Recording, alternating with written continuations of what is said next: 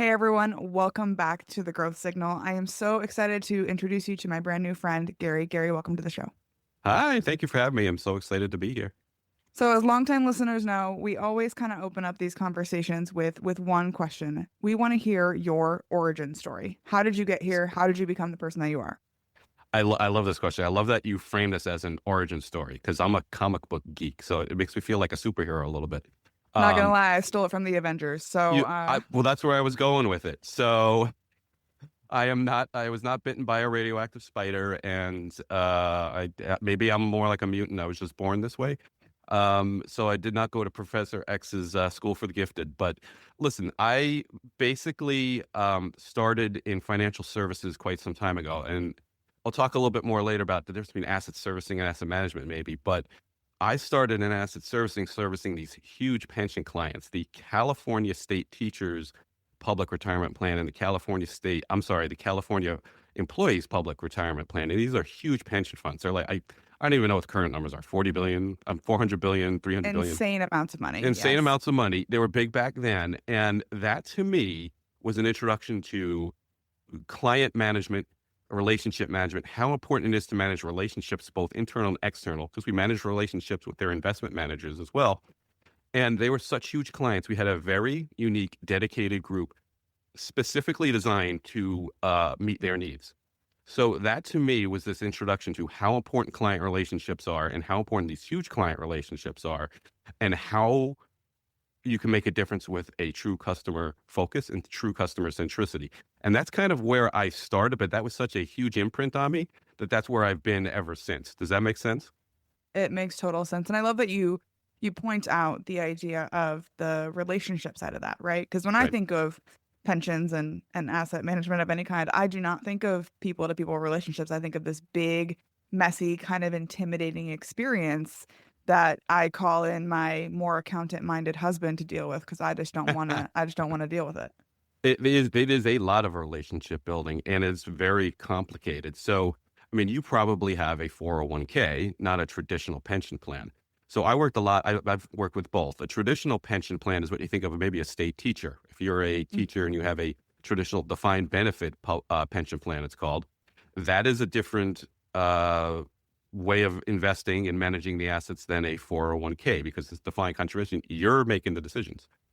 You say, here's how much I'm going to put in, and here's what the investments are going to be. You hopefully have some help deciding what those are, but it's the opposite when you have a defined benefit pension plan, right? They're investing the money for you. When you retire, you're going to get whatever the plan says, 75% of your final salary, average the last 5 years, something like that. That's great because you don't have to worry about it. When you Right, retire, you get paid. It's right. awesome, right? That's went by the wayside, and it's now more of a 401k defined contribution world that we live in. Well, those you still have to. How do you do that? If you have $400 billion, what are you going to do with it? That's a So pretty big decision. there's a lots of decisions. So what you do is this goes to equity, this goes to fixed, this goes to alternatives, private equity, hedge funds, all this stuff. So you could have hundreds of investment managers that you're dealing with. So the pension, it could be a company, in which case it's an ERISA plan, has to deal with all those different investment managers. And then their asset servicing, their custodian or trustee. And I've done both sides of this. The people who invest the money is asset management. The people who take care of the assets, like a bank, is asset servicing. Everybody's got to work together. There's consultants involved, there's actuaries, there's auditors, there's all sorts of fun that you have. Record keepers when it comes to 401k. So it's all relationship driven and it's very operational, very functional, and there's a lot of room for messing up. Yeah. I would imagine though, you're dealing with basically people's livelihoods in some ways. So building that trust not only with your internal team, right? All those people that you mentioned, and building the trust to know that hey, when the mess ups do happen, because they will, this is the way that we have relationships with each other. But also the fact that people are expecting this when they retire, and it's kind of a promise that's been made to them.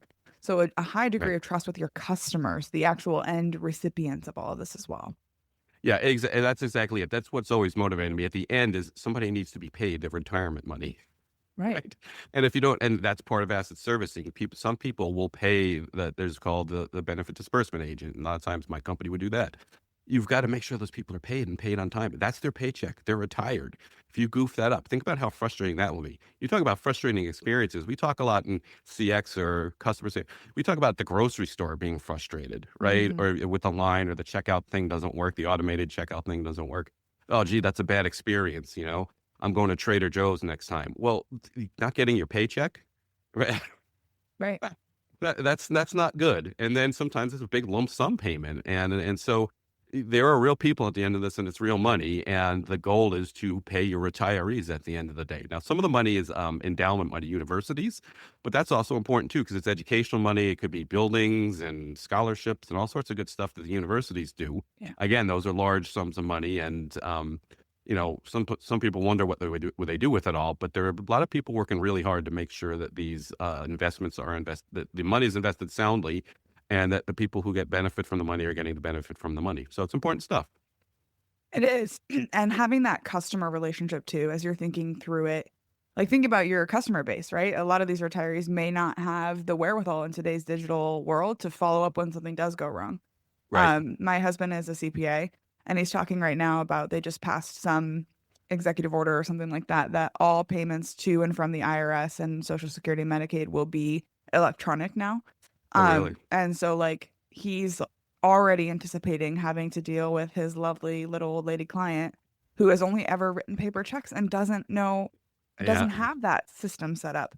So it's interesting to see, as the world changes, how your customer relationship has to change because he's rethinking his approach now of how he talks to his customers because they're going to have to change the way that they've quote unquote done business for the last Yeah. 70 years. Yeah, it's kind of funny because I just paid electronically my taxes and I got dinged a really big service fee. So I Yeah. wasn't too happy with that experience. However, if I sent a old-fashioned paper check, which, where are my checks again, honey? Where did I do those things Right. that I don't?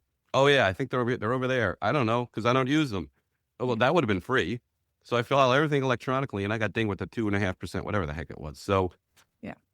yeah, it's a little frustrating, but things are definitely changing. That is interesting that you can. I would think with something like taxes that you cannot do it. That's kind of hard. That's a hard one to Yeah. swallow. I think it's going to be it's, as I was reading something interesting a couple of days ago, and the person who wrote it said something like, you designed the process to benefit you, not to benefit your customer. So when Right. things don't work, look at your process. Is it solely for your benefit or is it for your customer's benefit? And I think that that's one of those moments where people are like, well, it's easier for us to do electronic payments, so therefore that's what we're going to do. And obviously the government's not like worried about customer experience.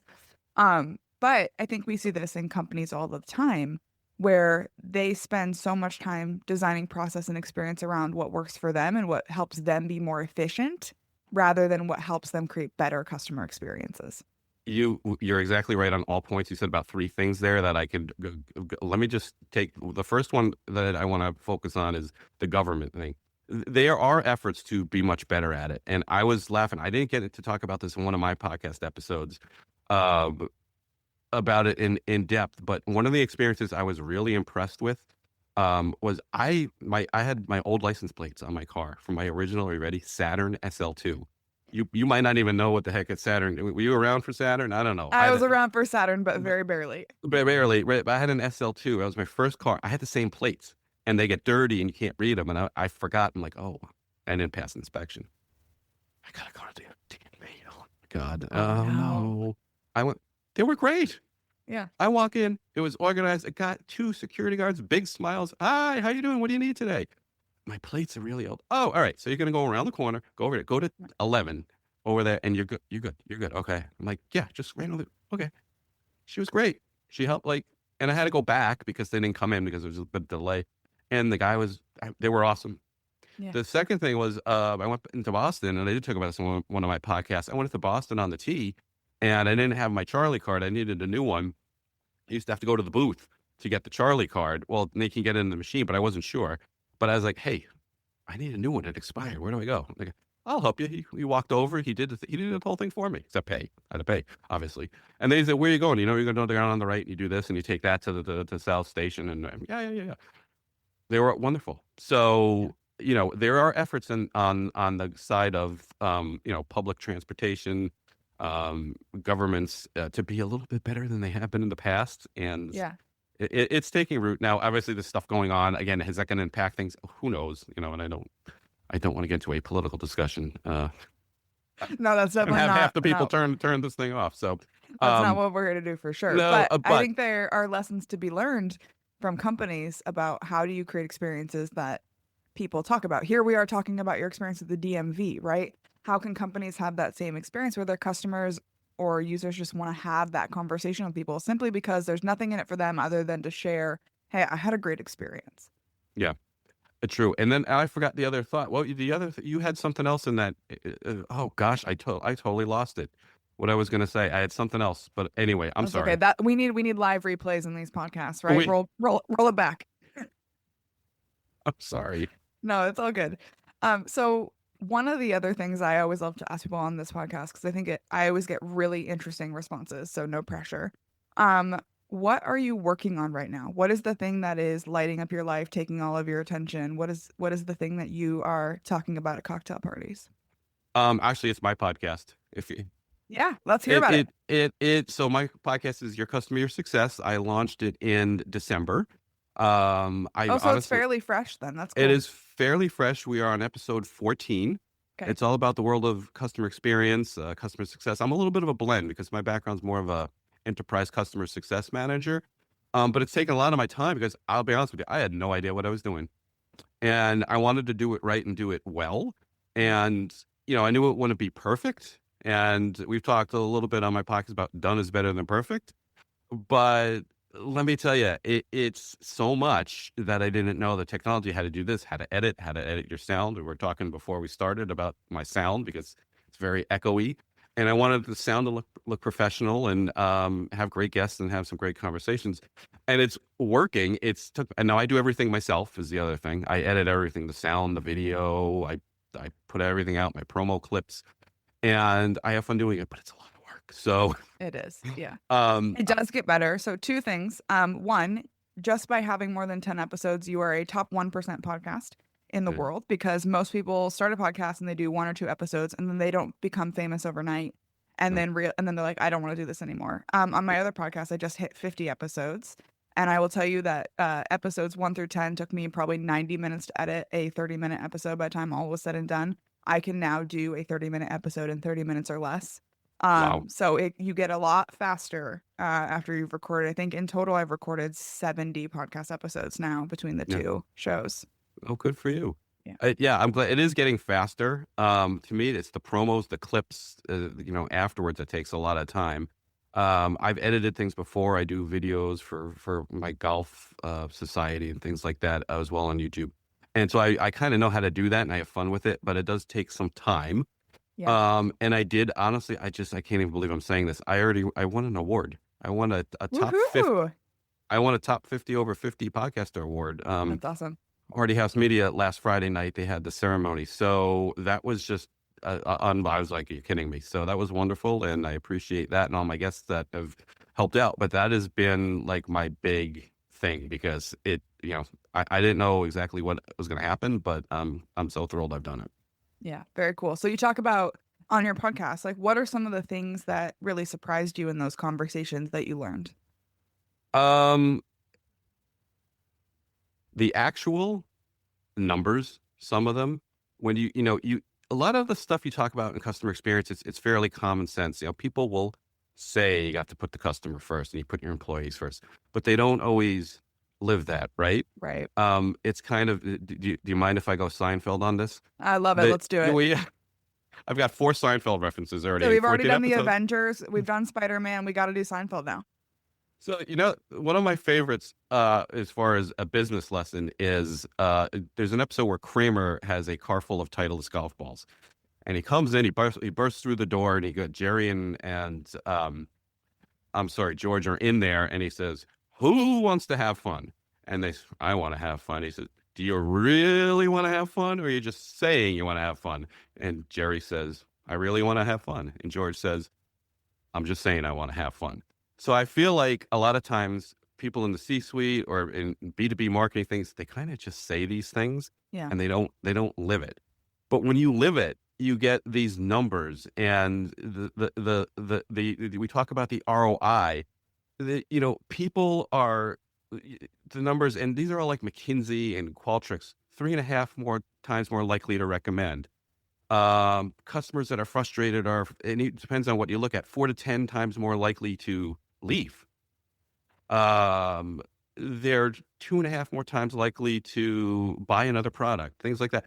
And so the number of the datas are there, and I just don't think it's that hard. But for some reason, it's hard to sell the ROI of building great customer experiences. And that to me I is the People conversation have we the always have. right, yeah, people have the right intentions, right? We all want to delight our customers because that's the way that we make money, right? And I think you have to have a real honest assessment of what is your intention behind delighting your customers. Is it because you truly believe in the power of a customer centric experience, or is it because you know it's the right thing to say?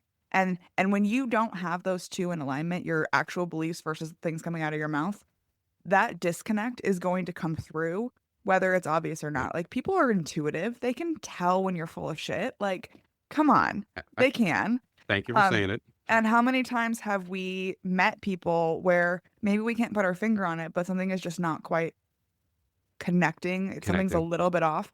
People feel that same way about companies. If they get on a sales call with someone who's clearly just like regurgitating the talking points and doesn't have any personality or brand of their own, Right. then people can feel that. And whether they know it or not, they see through that kind of conversation. Yeah, no, and I've lived that, right? Because you say we're investing in technology and we're doing this, we're doing that, and then, but well, the technology isn't that great. It's not helping them. So how can we help them? You see it all the time because it's all in the marketing things. It's all in the RFP materials or whatever it is. But I've always lived the life of I've got to prove it every day. And Yeah. so when you see that disconnect, they sense it. Like, the people I work with as clients, they're very smart people. Customers are smart people. People, like you said, are intuitive. They know when you're full of crap. They do. And so you go out there, you're not selling it right. Well, no, I'm doing the best I can. And maybe the decisions we've made aren't really working, and we have to rethink what we're doing. Are we really doing it for us or for them? And look, the companies I work for, a lot of times you do have to do things that's best for the company because what's best for the company is best for the client in the end. When you're dealing with actual money and um, assets, you have to put compliance and risk measures and process and procedures in place to protect the assets. And to be honest with you, protect you from being sued. Yeah. Clients would complain all the time about the legal process, and I work with some great lawyers over the years, but we were stickler on the details because we'd get sued all the Right. time for stuff that we didn't do wrong. And so when you're doing investment management agreements or investment contracts or trust agreements, you have to be extra careful Yeah. what it says because somewhere, somebody at some point is going to come back and try to find something wrong with it where they can get some dough from you. So, I'm writing up a contract. I was just working on it this morning, and I'm kind of going through all the line items because it's been a while since we've put one out. And I'm going through all the line items, and I'm like, oh, this is kind of intense. And my giver reaction is to be like, well, it's not that important. We'll just, whatever. They want to hire us. We want to work for them, so we'll just go in good faith. But my business owner hat immediately came on and said, you have to do these things to protect yourself. Even if yep, you're having the best intentions in the world, it doesn't mean that everybody else does. I mean, I've had to learn that the hard way so many times because I've always worked for small companies. I've worked for startups. I've worked for people who I knew the names of their kids and their dog and what they were doing on the weekends, and we all knew each other. But right. when I started consulting for some big companies, I wasn't prepared for the politics and the games that happen because Hmm. I just had never experienced that before. So I got blindsided a couple of times just because I was naive that there was a game underfoot. Yeah, there is. And, but the thing is, you don't know who's going to be looking at that contract 5 or 10 years from now because people change. The people you're working with might change. The company ownership might change. And you don't know who, from a legal spectrum, is going to look at it if somebody decides to sue you for something years down the road. Because, a lot of the contracts I've dealt with, they were 20 years old. I had Mm. one contract, I remember it was written on a typewriter, right? So it was that old. And so things change and you have to be careful. And is that a pleasant experience? No. But do you have to put your customers through it? Yeah. Yeah. And I think if you're really clear about your like the intent, right? Is to protect me and to protect you. Inside this contract is confidentiality clauses to make sure that I don't divulge anything that, you wouldn't want me to say, and just really makes it all clear of what's going on and how we're going to go forward. But open, transparent communication can really make all the difference in that. Yeah, and early communication of that stuff. No And surprises. no surprise. I am glad you said that. That is one of my favorite sayings because I had a manager who was the head of client service at one point that had a sign behind his desk that simply said, And surprises. Oh my God. Okay. We did not script that or plan that. right there, That's incredible. Yeah. that I brought a prop for you. But I it's love it.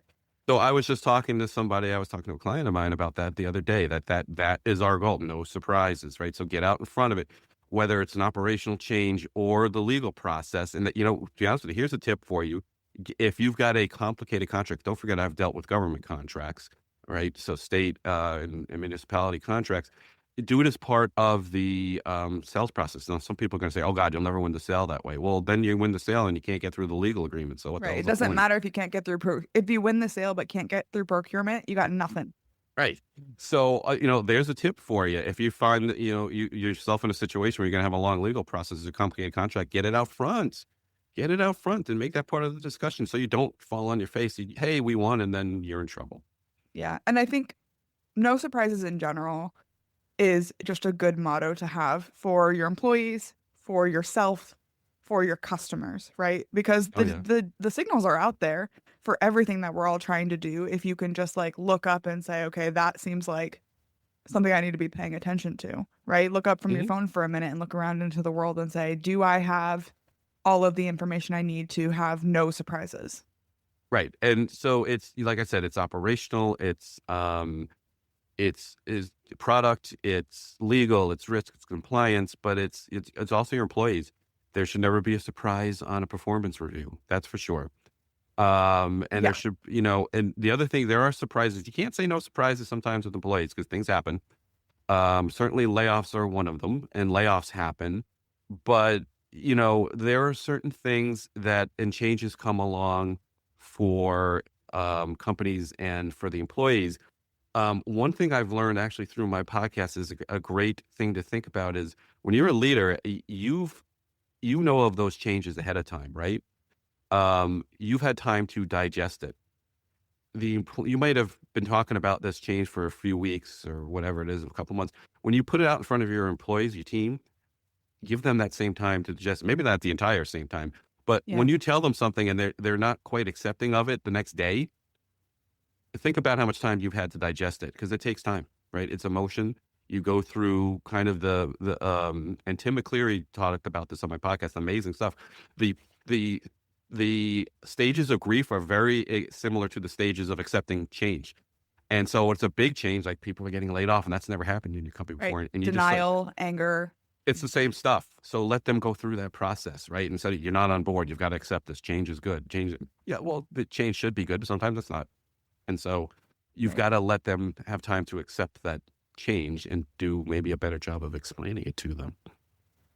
To your point though, I've had leaders before who would pretend like all things were rosy because they didn't want to spook the employees. Right. And I do think that that is a dangerous thing to do because if you are projecting out into the world. So we agree, no surprises. Hmm. I think we should add no preventable surprises, right? Right. Like if it's something that doesn't have to be a surprise, then it shouldn't be a surprise. Now, if we have a global disaster like a global pandemic and something happens, that's a surprise to a lot of us and we all Hmm. had to adapt. But that was very clearly something that you could not really have foreseen.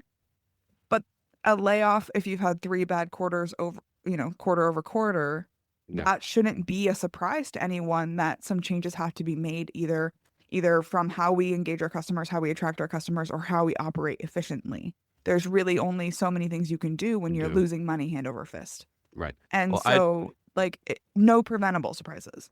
right. Well, I only wish layoffs only happened when you were losing money and not to increase margins when you're profitable, True. but that doesn't happen either. So, Right. right. But there's things you can't, for confidentiality, you can't talk about. but there are things you can prepare for. Yeah, no, but that's exactly it. It's just being open and honest with each other. And that's trust, right? High trust relationships with your employees are huge. And there's studies on that too. High trust relationships with employees, employers, those companies supposedly show a 50% more profitability. Again, that's like a McKinsey study. So you have to build that trust. But when you're not telling people stuff, and if you're just giving it to them at the end and then just you got to accept it, people are not going to trust you and that you're looking out for the best interest. You're looking out maybe for the bottom line, which you have to do. I mean, that's part of your responsibility. I get it. But that is important stuff to consider. And yeah, you can't always do it. That's certainly for sure.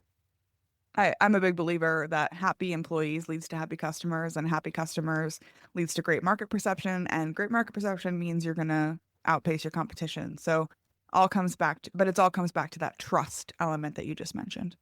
Right. And it's going to show. I don't care how good you are, unless you've had some great acting lessons.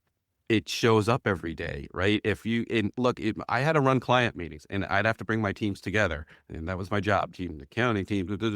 When I was on the investment side, it was could be an investment manager, or a product manager, or the investment operations people. It's the same thing. You got to bring everybody together and put on your happy face. But if you don't have a happy face, it's going to show, because teams would show up. Look, they're overworked, they're understaffed, and they've got too much going on, and they show up to the meeting and they're not prepared. You know why? Yeah. Because they're too goddamn busy, because they just got off back to back to back to back calls. They haven't prepared for this client meeting because they're on back to back to back to back to back calls. Right. You haven't given them the time to be prepared and on message.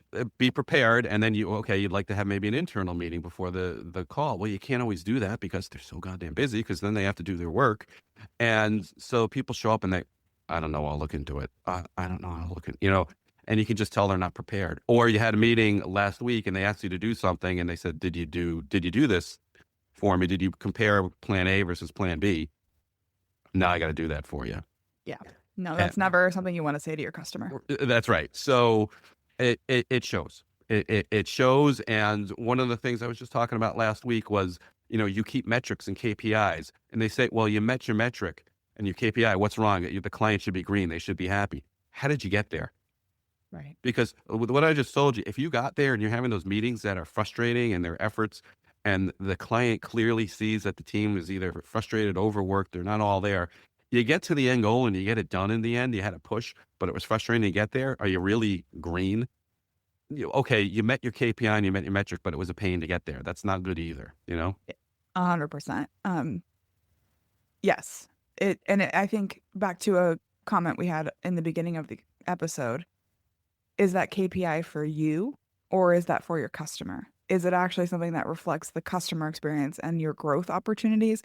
Or is that some internal metric that someone came up with because it made them happy and feel good? Yeah, true. You got to be careful what I call metrics myopia, being too focused. And I'm a high myope. I can't say anything on my context. You can't be too focused on the metric, right? You got to manage the relationship and the experience, not the metric, because people will game any metric that's out there. No matter what it is. And like, I love to tell the story. My wife used to work part-time at Crate and Barrel. Whatever their return policy was, somebody would try to game it. She had some woman bring in a spatula from 1994 once to return it or something, right? So you've got to be super careful. And so that's what your metrics, right? They have to be measurable, tangible results that are based on what the client needs are, not necessarily yours. I will say this, though. Your client meetings, okay, are always an opportunity to manage that relationship as well, and manage the client as well, because they have a part, especially what I did, they have a part in it too. Unfortunately, there is a lot of work that clients need to do on the investment side of the business. And you can't always make it a completely effortless experience. There's stuff they got to do too. So you need to manage that communication flow and that operational flow between them as well. And then so your client meetings are an opportunity to do that, manage the metrics, the KPIs, and then how the operational flow or the experience is going for everybody. Yes, 100%. Gary, as we kind of wrap up this conversation, I want you to think about anyone that you've met who you really think is changing the game when it comes to how we build relationships with customers, whether it's someone you've met on your podcast, your childhood best friend, or, someone you aspire to know. Who is leading the charge? There's a lot out there. I would just want to thank all my guests again, because the people I had on are leading the charge. That's why I had them. I've been thrilled to have the people I've had on there. They've been unbelievably amazing. So I'm going to give you two names. One just went out. I just asked Jeannie Walters to be on my show. She's amazing. She just did a LinkedIn Live yesterday that I joined. She is succinct, to the point, full of information, quick, but not too fast. It gives great data metrics and just has a great approach to applying this customer experience mentality to whatever industry you're in. So I just threw that one out there. But another person I want to get out there too is Ian Golding. He's based out of the UK and he's a CX consultant. And I've heard him on podcasts for years, and he's absolutely fabulous. And I think he has a background very similar to mine, where he has worked in large organizations and large financial services organizations. And he's felt some of that frustration of being the one who you feel like you're the only one going, everything is not awesome. Like, Right. and everybody's out there singing everything is awesome. And I'm not going to sing on your podcast because I want to do that to you, but everything is not awesome. And you have to raise your hand sometimes. And that might not be the best thing to do sometimes. So I think he's been in that kind of boat, but his approach is, I think, in such lockstep in tune with the way I see things. I think he'd be great for my show. So I think he's great as well. All right. Well, we will put out into the universe that you will get Ian on your show. I do follow Jeannie on LinkedIn. She is incredible and has great content. So Yeah. we'll definitely put out into the universe that Jeannie's episode goes well and that Ian joins you on your podcast as well. That being said, if someone's really connecting with you, they want to learn more, they want more of Gary, where should they go? Where can they find you online? You could certainly find me on LinkedIn. It's Gary with one R, Marra with two R's, Marra. My website is marracxhub.com. And my podcast is Your Customer, Your Success. That's on any podcast platform, all the major platforms. There's a page on the website, and it's also on YouTube. I do videos as well, and videos are coming out real great as well. So I enjoy actually doing the video editing, believe it or not, even though it does take quite some time. Well, thank you so much, Gary, for joining us on The Growth Signal. It was a great conversation. Thank you so much for having me. This was great. If you enjoyed today's episode, let's connect on LinkedIn. I'd love to hear your thoughts. And if you found value here, share the podcast with your network. Don't forget to like, subscribe, and leave a review. It helps us inspire more leaders to join the movement.